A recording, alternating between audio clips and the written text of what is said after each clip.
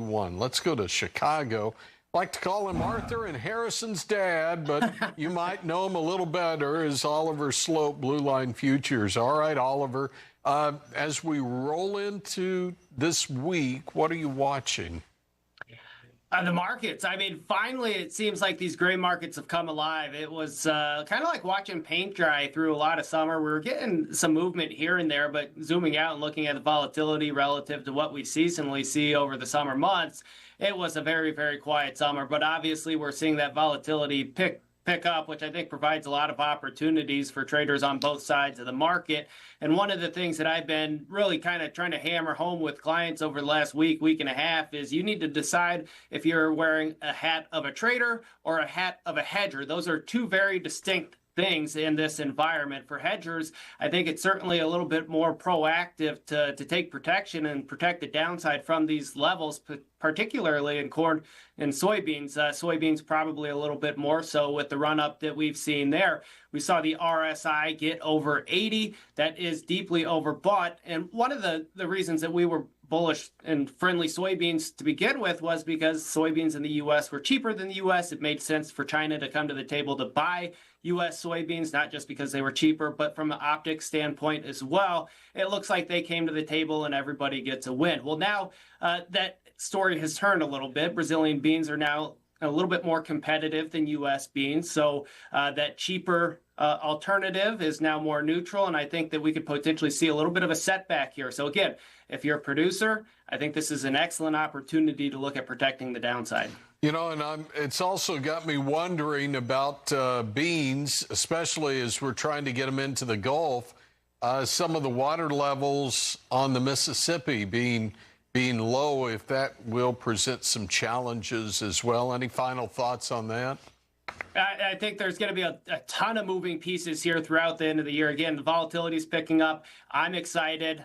South American weather also going to be a big player. Brazil's about 46% planted. That's behind pace due to some rain. So a lot of different moving pieces here should keep things interesting.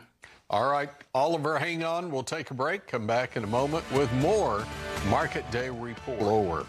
Here to help us break it down, Oliver Sloup, Blue Line Futures. And by the way, Oliver, had a chance to watch your video that you post up for CME. I don't think you do that every day, but got to see your recap from last week. Pretty interesting insight. What are your thoughts here?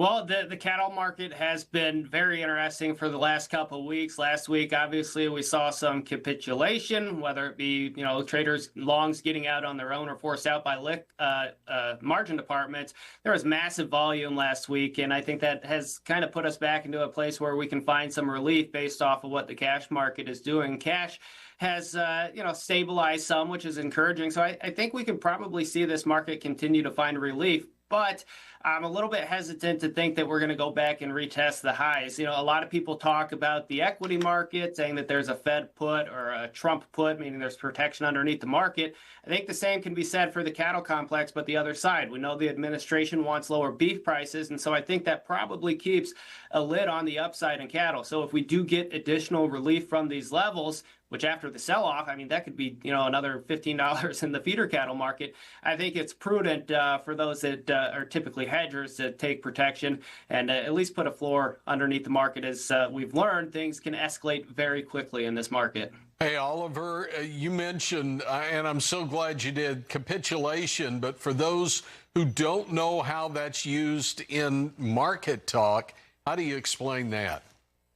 It is basically throwing in the towel. And we saw January feeder cattle trade. I want to say it was like 35,000 contracts last week on a single day, which is about almost four times as much as the daily volume. So that is saying everybody is getting me out. I've had enough. And unfortunately, the markets like to find those pain points, and that was clearly a pain point, and that's where the market was able to find some relief. We overshot fair value. Fundamentals are still halfway decent behind the market, and so that's given us some relief. Where we go from here, though, is going to be a big question. Headline risks, I think, still loom, particularly with what they're going to do with the South American border and potentially trade with Brazil. Okay. It's Oliver Sloup, Blue Line Futures, and there you have capitulation. That's your word of the day. Capitulation.